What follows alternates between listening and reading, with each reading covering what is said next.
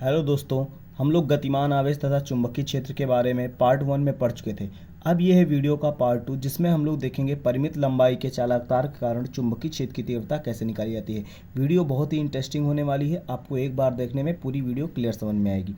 हम लोग देखते हैं कि आज इस वायर के कारण कैसे मैग्नेटिक फील्ड निकालते हैं।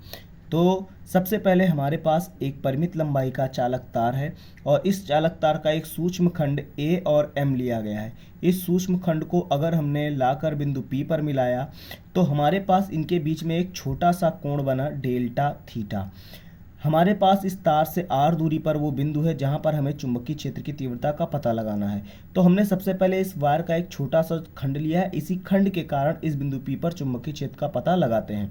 जब हम इस छोटे पार्ट के कारण चुंबकीय क्षेत्र पता कर लेंगे, मैग्नेटिक फील्ड पता हो जाएगी, तो हम लोग पूरे वायर के कारण मैग्नेटिक फील्ड ईजिली पता कर सकते हैं। तो आइए देखते हैं कि इस छोटे से पार्ट के कारण यहाँ पर मैग्नेटिक फील्ड कैसे निकाली जाएगी। तो छोटे से पार्ट के लिए, एक छोटे सूक्ष्म खंड के लिए हमें मैग्नेटिक फील्ड निकालने के लिए लॉ दिया था बायो-सैवर्ट ने। तो हम लोग बायो-सैवर्ट का लॉ लगाते हैं, बायो-सैवर्ट्स लॉ।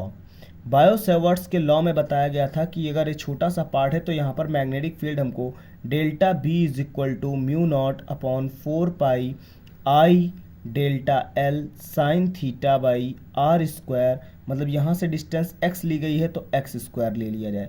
ये इक्वेशन नंबर 1 बनी। हमारे पास यहाँ से छोटा पार्ट एम है, इसी के लिए निकाल रहे हैं, तो यहाँ से डिस्टेंस x ली गई है। अब हम क्या करते हैं कि हमारे पास एक ट्रायंगल ये बना हुआ है ए एम एन और दूसरा है एम एन पी और एक है एम ओ पी। इन तीनों ट्रायंगलों का हम इस्तेमाल करेंगे और इसी इक्वेशन में रखते चले जाएंगे, जिससे हमें नई इक्वेशंस बनती चली जाएगी और हमारा डेरिवेशन सॉल्व हो जाएगा।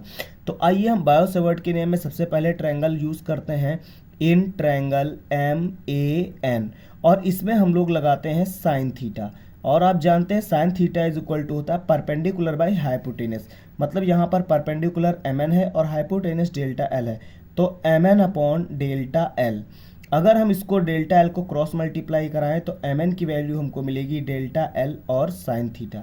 अब हम डेल्टा एल साइन थीटा की वैल्यू एम एन है वो इक्वेशन नंबर 1 में पुट कर देते हैं।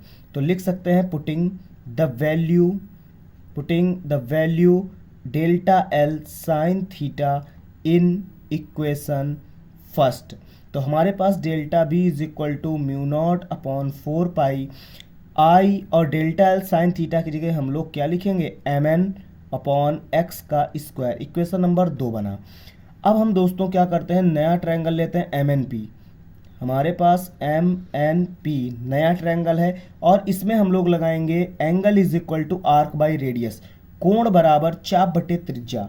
तो हमारे पास एंगल है delta theta, angle delta theta, और चाप है एम एन, आर्क, और रेडियस है एक्स। तो अब हम x को क्रॉस मल्टीप्लाई कराएं तो हमें एम एन बराबर मिलेगा x इंटू डेल्टा थीटा। अब हम एम एन की जगह x इंटू डेल्टा थीटा रखें तो delta B is equal to mu naught upon 4 pi I और एम एन की जगह x delta theta upon x square. X से एक्स कैंसिल कर दिया जाएगा तो हमारे पास बनेगा b is equal to mu naught upon 4 pi I delta theta upon x। Equation number 3 बनी। अब जब ये इक्वेशन नंबर 3 बनी तो हम क्या करते हैं, नीचे triangle M N O use करते हैं। अब हम लिखेंगे in triangle M N O और इसमें हम लोग लगाएंगे कॉस थीटा। तो कॉस थीटा बराबर होता है बेस बाई हाइपोटेनियस। तो बेस है आर और हाइपोटेनियस एक्स, तो बेस है हमारा आर, हाइपोटेनियस एक्स। अब हम x को यहाँ और कॉस थीटा, मतलब हम x की वैल्यू निकालें तो r बाई कॉस थीटा मिलेगी। अब x की वैल्यू जो r बाई कॉस थीटा मिली है वो हम इक्वेशन नंबर 3 में पुट कर दें।